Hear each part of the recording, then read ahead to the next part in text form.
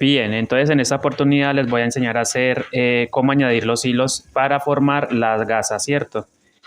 Entonces voy a coger el color verde manzana y me voy a ir al primer punto, mira, primer punto, paso el crochet por ese punto, traigo hilo,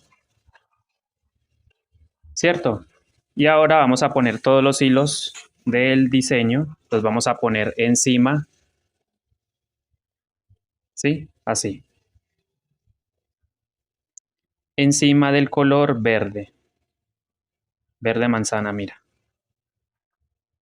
Ponemos todos los hilos encima, ¿sí? Dejando una cantidad de flecos aquí al comienzo.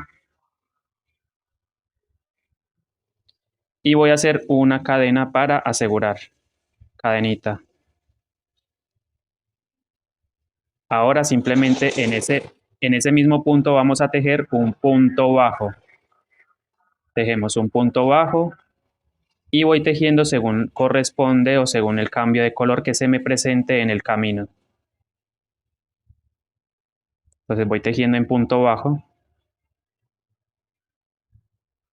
Luego les explico, mira, aquí debemos asegurar.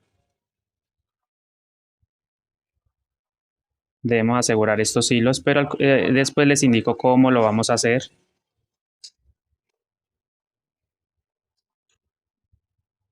Entonces por ahora centrémonos en tejer, ¿cierto?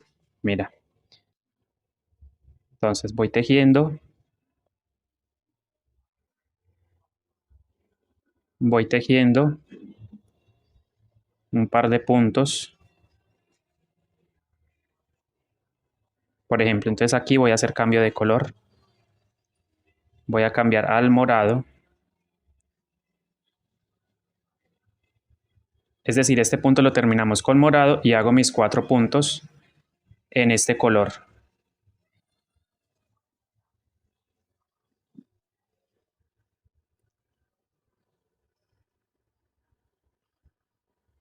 Ya vieron, entonces usted debe mirar que estén todos los hilos, que se vea bien. Y hago mis 4 puntos con este color morado. Luego me pide que haga 8 puntadas en verde manzana. Cambio de color. 8 puntadas en verde manzana. ¿Cierto?